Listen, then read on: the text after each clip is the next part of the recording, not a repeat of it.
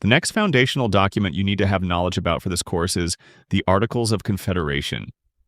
This can be considered the failed first Constitution of the United States, and it was in effect from 1781 to 1789.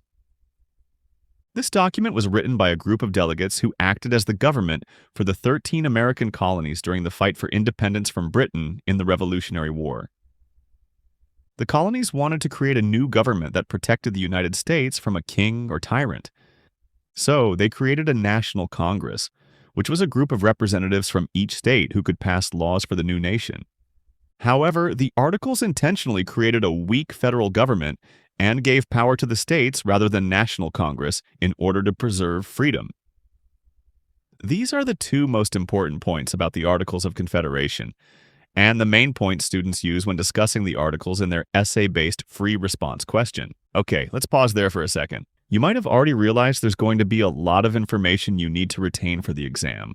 That's why I put together the 1-hour Foundational Documents Mastery Playbook. You can complete it while watching the video to get exam ready and even practice exam-style free response questions for each document. Grab it through the link in the description. Okay, back to the lesson. Now let's look through what the Articles of Confederation said. There are 13 articles. Article 1 gave the new nation its official name, the United States of America. It was meant to show unity among the states. Article 2 was about state sovereignty. It said that each state kept its own independence, freedom, and power. The national government only had powers that the states clearly agreed to give it. Article 3 was about a firm league of friendship. It said that the states would help each other for common defense and general well-being. It described the states as partners rather than a single unified nation. Article 4 was about the rights of citizens and movement between states. This article said citizens of each state should receive equal treatment in all states. It also protected free travel between states and explained how states must return fugitives to each other. Article 5 was about the powers of Congress and representation. It said that each state could send between 2 and 7 delegates, but each state only had 1 vote. Delegates would be chosen yearly by the states.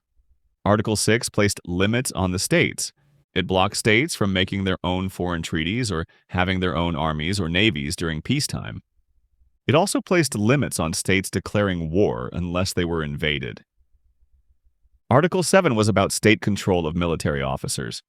It said that state legislatures are responsible for appointing officers when armies are needed for common defense. Article 8 was about money and taxes. It said the National Congress could ask the states for funds, but it could not force them to pay. States would be allowed to raise money through their own taxes, but the national government could not impose income tax. Article 9 was about the powers of Congress. It gave Congress power over foreign policy, declaring war, managing postal services, dealing with native nations, and settling disputes between states. Article 9 also said that Congress could make decisions, but major actions required approval from 9 of the 13 states. Article 10 was about powers during recess. It said that when Congress was not meeting, a smaller committee called the Committee of the States could carry out some tasks, but only within limits that Congress could set. Article 11 was an invitation to Canada. It said that Canada could automatically join the United States if it wanted to. Article 12 was about national debt. It said that all debts made by the Continental Congress before the Articles existed would still be honored under the new government. Article 13 set out rules for the Union and possible amendments. It said all states had to follow the Articles of Confederation. It also said that any changes to the Articles required approval from all 13 states. Now that you understand the Articles of Confederation, you may be able to see why the Articles failed. The national government could not impose taxes, could not enforce laws, and could not solve national problems without state permission. These weaknesses led to many disputes between states, economic problems, and even events such as Shays' Rebellion. We discussed these problems, including Shays' Rebellion, in depth in Lesson 1.4 in my full course review, which I'll link in the description.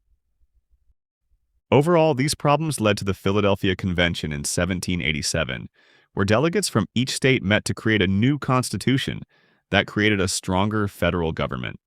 We'll talk about the Constitution later in this video. For practice questions that can help you see how to apply this foundational document in the exam, And to test your knowledge of this document, now you've watched the lesson, grab the study guide that's linked in the description.